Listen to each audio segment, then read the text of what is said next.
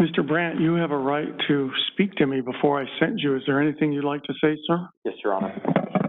You can do it from there, but it might be more comfortable at the podium.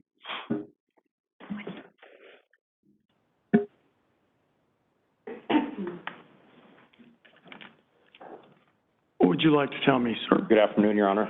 Good afternoon.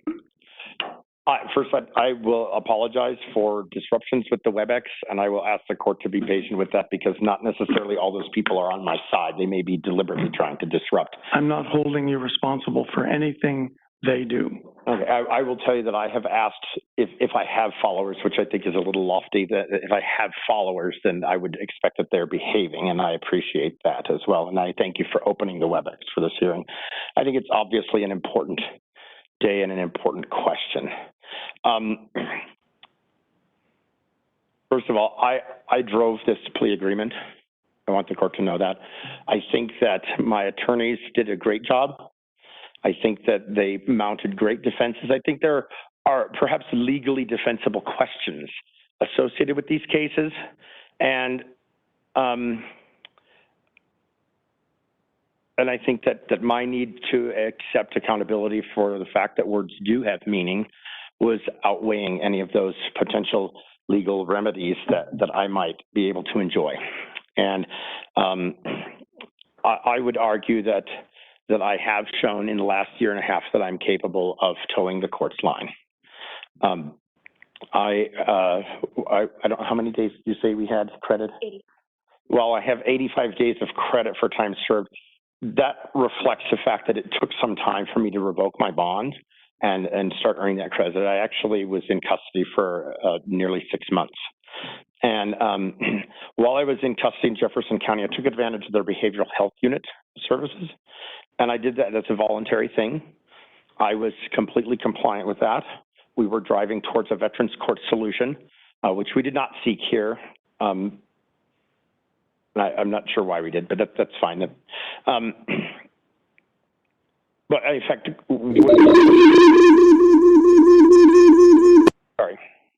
I was in fact accepted in Jefferson County for their Veterans Court program. They have resources available for me. They have educational resources available for me. And some of those resources could include law school, which I realize is a large hurdle for somebody with a felony conviction, but it's not an impossible hurdle. I took advantage of those programs. I was 100% compliant. I never even had so much as a verbal write-up the whole time that I was there. When I got out of custody a year ago, I sought the treatment. I sought Mr. Mears. Mr. Mears is in my area. I have moved out of the Denver metro area. In the time that I've been out of custody, I have achieved stable housing. I have achieved a property that I'm trying to build. It's 35 acres. I have achieved a much higher degree of mental health. At the time that these incidents occurred a year and a half ago, both of my parents were in dire medical condition. As Mr. Rudolph indicated, that I went to Montana because my mother was on a ventilator. I do think that the mortal condition of my parents was a major factor. And I will also say that I've not discounted a substance abuse question. That's not a question. The question was not, did I have a substance abuse past? The question was, has it been addressed? And that question has been addressed. I've been sober for nearly 2 years now. So would I be objected to substance abuse treatment? I'm not sure. The reason why I asked to be taken off of the screenings was that they just, for 2.5 years, there was nothing there. I've worked to address that. I think that Mr. Mears indicated that that's a major hurdle. If you can't overcome that hurdle, then you can't move on to the next step. And I worked very hard to come over that hurdle. I'm proud that I overcame that hurdle. And in addition to my parents' condition 2 years ago when these occurred, that was an issue. I was finally achieving some level of sobriety and some restoring a sense of self-worth. I drove this plea agreement. I drove it pretty hard. I did drive it pretty hard, and I appreciate that you worked an agreement out with that.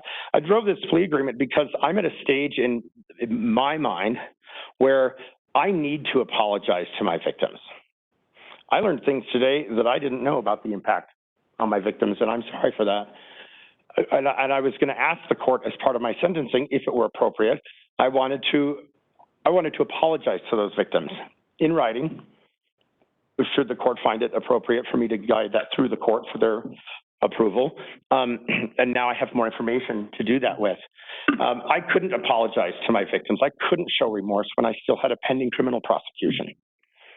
So we're not here today because I made case law ensuring that people can distribute literature in front of courthouses. We're not here because I made case law about what fighting words are as it relates to disorderly conduct. I'm not here because I've prevailed on 82% of my arrests, which are certainly indicative of misconduct at the police level. We're not here for that. We're not here because of my successes. We're here today because I crossed the line. I don't know if I crossed the line legally. My attorneys think that we have good defenses, but I think that I crossed the line morally. So if there are any followers, first of all, I'll tell you that they don't follow blindly. You heard from Ms. Springsteen, she doesn't agree with everything I say. If anything, I wish I had followed my followers' guidance earlier on. I wish I had listened to them earlier on. Followers aren't following blindly, but in the event that they are following blindly, I would hope that they take a look at my successes. I think I have made progress in a lot of realms. I hope that they model that. More importantly, I wanted to stand here and tell the court and tell the public who's clearly listening, there are lines in the sand. Those lines may not be legal lines. They might be ethical and moral lines that might pass as legal things, but they might not be right. And that's what I'm here to do today. I want to apologize to you, Judge Rudolph. I've not been allowed to do that until now. And still, don't address your comments to him, address your comments to me. It's one of the rules. Yes, sir. I would like to do that. I've wanted to do that. My lawyers will tell you that I've wanted to do that, but they've not allowed me to do that. I want to do that. I want the court to sentence me to write apology letters to my victims today, because I do have something to say to them that I think is appropriate. I do, and it's not about them, it's about me. I crossed a line. There are lines. I really hope that people take from this that you can negate 8 years of good activism with a single stroke. So if I had any followers, then I would assume that as of today, I probably do not really have that many. And that's probably appropriate because I'm not your champion. I'm not the guy. I didn't make it. I couldn't take the pressure. I didn't make it. So what I'm asking the court to do today, I have no objection to a lengthy probation period. I think that I can prove to the court that I'll comply. I've been complying for the last year and a half. I do acknowledge and recognize the severity of my words. Words really do hurt. They really do have a meaning. Even if it may be legal, it may not be right. And that's what I want people to take away from this today. I am standing here before you today, asking you to allow me to continue my treatment with Mr. Mears. I think the fact that I'm almost completed with a Denver probation in one case is indicative that I can complete probation. I think that my compliance with pretrial services is indicative that I will comply with the court.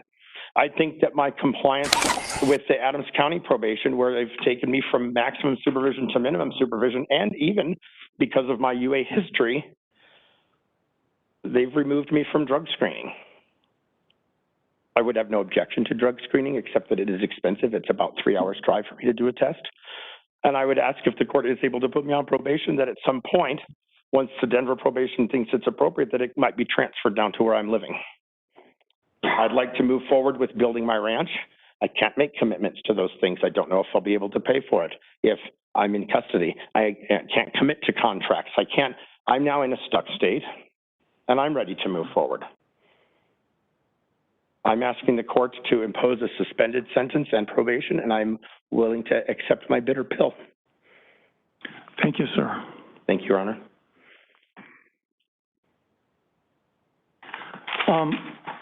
Let me start out with a couple general comments. First of all, I've never heard of Eric Brandt. If he didn't make the sports pages of our local paper or the Wall Street Journal or the New York Times, I've not heard of him.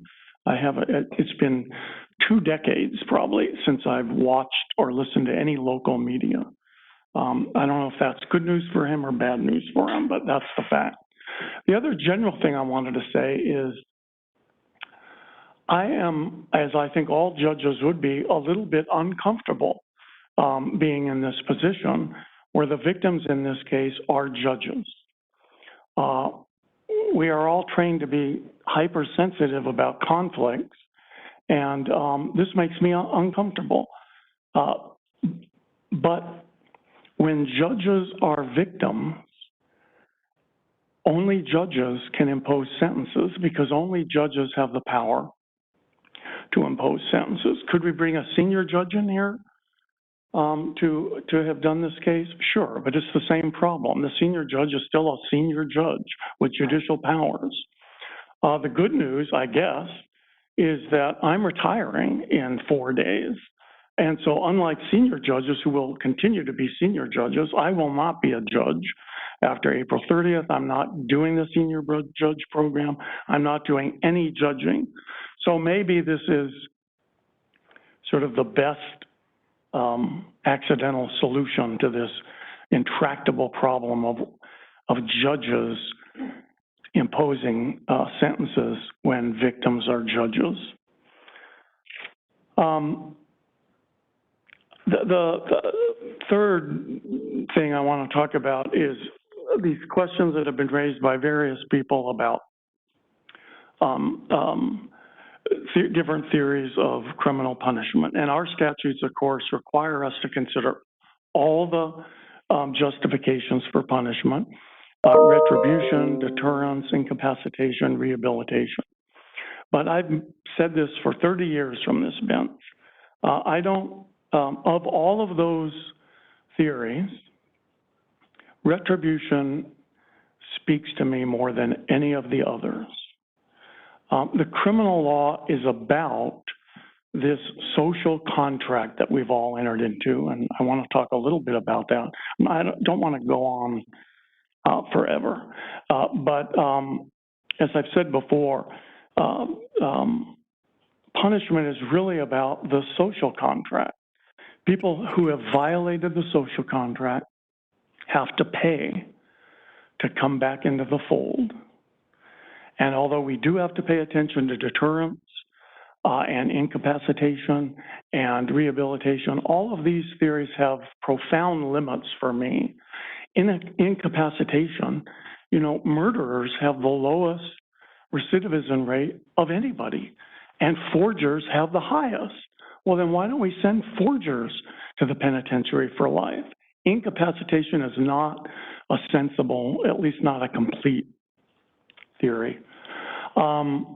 Deterrence, I have no idea what deters and what doesn't. And there's something unjust to me about punishing Mr. Brandt because we're worried that somebody who likes him is going to do something. That doesn't seem fair to me. Rehabilitation, I have no idea about that. I'm not wise enough to know whether the sentence that I impose today is going to change Mr. Brandt's behavior or not. I've been doing this long enough to be surprised. People that I thought were going to change haven't. People who I thought were hopeless have changed. All I know is that the free will all of us has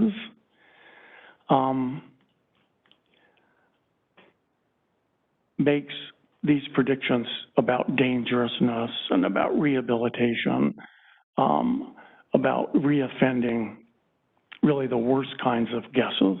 At least for me, I can't make these guesses. So the only, not the only, but the sentencing theory that makes most sense to me is rehabilitation, is retribution. How much do I have to punish Mr. Brandt so he can come back into the fold? And on this point, you know, we're not just talking about the social compact our forefathers entered into in 1789. It's not, it's way deeper than that. And because I'm focus on retribution. I focus on the crime that bring people here. That's the only thing that gives me jurisdiction. What's appropriate to punish Mr. Brandt for what he did, not for who he is, not for what his followers do, not for what he did in other cases. This is why I don't pay as much attention to criminal history as some of my colleagues. Here's what he did in this case. He told Judge Rudolph's staff, and I know this has been said, but it's worth saying again and again and again during the sentencing. It is my thought that Judge Rudolph should be violently murdered and have his brains splattered on the faces of his children. There's much more to it than that, but I think that encapsulates it. I want to know who in the world thinks that that's okay. Nobody thinks that's okay, including Mr. Brandt. It's not, Your Honor. I'm not asking you if you think it's okay, Mr. Brandt. I know now that you know it's not okay. That not only violates the social contract, it not only violates the law, it violates 200,000 years of human evolution. We are all in this together. There are lines we cannot cross. It's hard for me to say this. I'm an unreconstructed libertarian at heart. There were aspects of this job that were hard for me. I don't trust the government in lots of dimensions. But there's one dimension that I not only trust the government in, but I've devoted my life to. And it's enforcing the social contract that says it's wrong for you to tell somebody you're hoping their brains get splattered on their children. And if anybody listening is not offended by that, there's something wrong with you. You are loons if you're not offended by that. And it doesn't matter how many YouTube videos or how much press you can get by being loons, you're still loons. And the widespread dissemination of lunacy does not change the fact that it's lunacy. Here's what makes it hard for me in this case. Mr. Brandt richly deserves the penitentiary, and I'm going to send him to the penitentiary. But and this happens sometimes, the person who gets sentenced is sometimes not the person who did the crime. They've changed, they've grown. Let me tell you, they always say they have. Whether they have or not, I don't know. I take Mr. Brandt at his word. I believe he's truly sorry for what he did. I was impressed that he talked about how this crossed a moral line. No kidding. I'd like all of you to think about how you would feel if somebody with real power, not fake, cowardly power, real power, like I have, said something like that to you with the power to make it happen. It's terrible. Those of us with real power, not fake, cowardly power, don't like imposing sentences. This is the worst part of my job. I get no joy sending people to the penitentiary, none. And judges who do get joy out of it should retire. They're psychopaths. Only a psychopath would get joy out of inflicting the kind of pain that I'm about to inflict on you, and I get no joy from it. And only psychopaths would get joy from inflicting the kind of pain on Judge Rudolph and these other judges that you inflicted. Judge Rudolph can take this. When I was thinking about this case over the weekend, I thought, here's what I should do. I should give Mr. Brandt probation on the condition that he and Judge Rudolph go 3 rounds in the ring and I let Judge Rudolph pound you into the canvas. That's what I would like to do. But unlike you, Mr. Brandt, I can't do everything that I want to do. I'm bounded by the law. I'm bounded by the social contract, and I can't just say anything or do anything. So there are restrictions on what I can do. This behavior deserves the maximum sentence, which I'm not going to impose, for several reasons. First of all, it was quite meaningful to me to hear that Mr. Brandt has done so well in probation. He's a Navy veteran. That means something to me. That means he, at one time, knew that he had a social contract to defend. And I appreciate his service, and he should get some honor for that. Also, I think it was hard for him, because I take it that this does not come naturally, for him to come to the podium and say that what he did was wrong. There's probably nothing any of us ever does, other than sentencing people, which fortunately most of you don't have to do, that is more hard than saying we're wrong. And I appreciate that. Mr. Brandt, on each of these 3 counts, you're sentenced to 4 years in the Department of Corrections, plus a mandatory 2-year parole period. These sentences will run consecutive to one another. And I have 85 days pre-sentence confinement. Is that right, counsel? 85 days? Counsel. Counsel. I'm sorry, Your Honor. 85 days pre-sentence confinement? Yes, Your Honor. 85 days, we'll put that on count 1. Fees and costs in the usual felony amounts. Is there restitution? Your Honor, if I could ask to reserve, please. Restitution's reserved for 63 days. I know we have a jillion people on for the rest of my docket. I'm going to take 10 minutes and we'll finish it. Mr. Brandt is remanded to the Department Stay of strong. Corrections. Thank you. Thank you, counsel. I have Brother. paperwork. We love you, Eric. Sorry, Eric.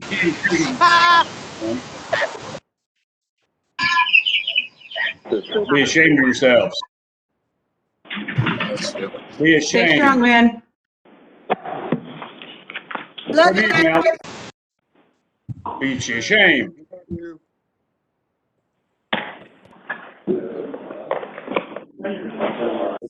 Stay strong. Love you, Eric. Judging on your feelings don't trump rights. We love you, Eric. Stay strong, brother. Damn it. Love you, Bullies. Strong man.